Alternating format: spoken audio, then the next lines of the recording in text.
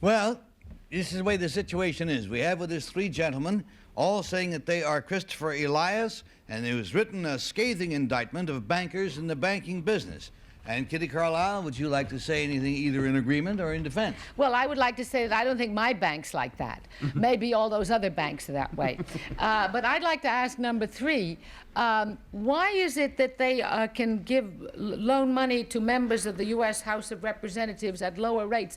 I thought rates were sort of established by the, I don't know, the whatever it's called. No, the banks determine the rates. Banks they determine do? interest rates. And they can give No. me lower or higher according to whether they like me or not? Commercial banks, yes. Really? Number two, I read in the paper the other day that the banks control most of the multi-billion-dollar corporations in this country. Is that true? They do a great deal. That's what part of the book is about. Number one, are you prepared to name the banks that do? I would say Chase Manhattan, First National City, the Bank of America. And what are these corporations, what do they control, these banks? They control the money that operates the company, and they dictate the policies of the company. Why is that? Because it's their money the companies are using. Oh, they're borrowing from the banks? Yes. Ah, that's the way it works. Number three, why do the poor pay more than the I am sorry, Kitty, we're going to Bill Cullen. I'll stay with number three and ask, not in defense of banks, because I'm not defending anyone, but are banks worse than any other businesses which are actually exist to make money?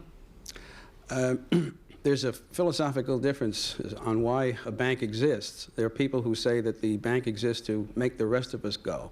The banks themselves these days are saying they're going to get into everybody else's Well, I business. think philosophically or not, banks exist very simply to make money for their stockholders. Number one, is it known that publicly held banks pay their stockholders a greater amount of interest, which is derived from profits, than any other large corporation or comparable corporation? I would say that banks pay their stockholders equal to or better than probably any other type of business. About one half now of what General Motors is paying their stockholders as far as actual percentage of profit. More Number like a two, third. the fact that the beneficiaries get lower rates in the House of Representatives, is that a fault of the banks, or is there something wrong with the House of Representatives there?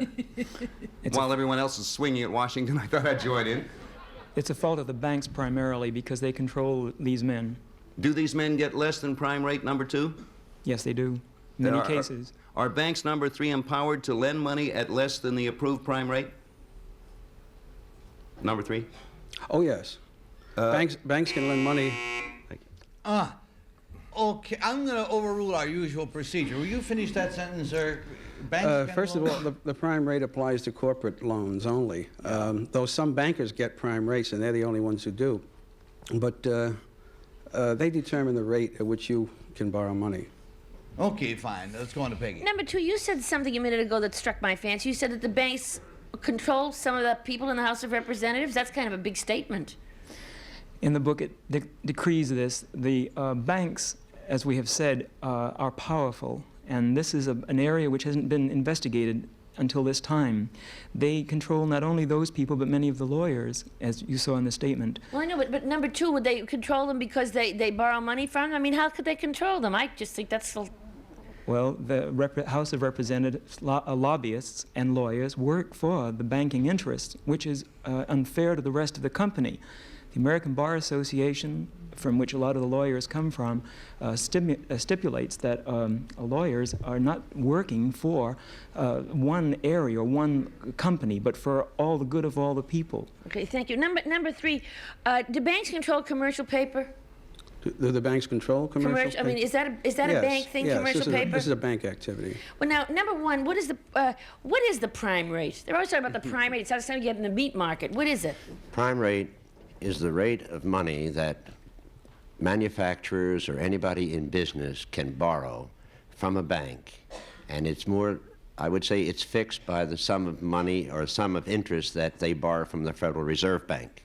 Now, number three, oh, gee. And Gene Rayburn. Yes. Number one, do you say in the book how many congressmen own stock in banks in their hometowns or states? Do you indicate that? No, I do not indicate the number of congressmen. Do many congressmen own banks? Many congressmen own banks. No, not many congressmen own banks. Many congressmen have an interest in a bank, whether they're a stockholder or they purchase stock or And do you they're say- on their board of directors. Do you say, number one, that that is the reason that banking laws aren't passed because the congressmen are acting in their own selfish interests? Is Yes, that I it? do. Yes, I do. And number three, do you know what the prime rate is today at this instant? 9.75%. Yeah. And do you agree with number two, or number one rather, that the certain corporations can borrow at the prime rate, but the rest of us pay Yes. more? Yes. Yeah. And number two, All righty, we've gotten ourselves a little final bell there. It cuts off any further questioning. It means that we must mark our ballots, and we mark them for number one, or number two, or number three.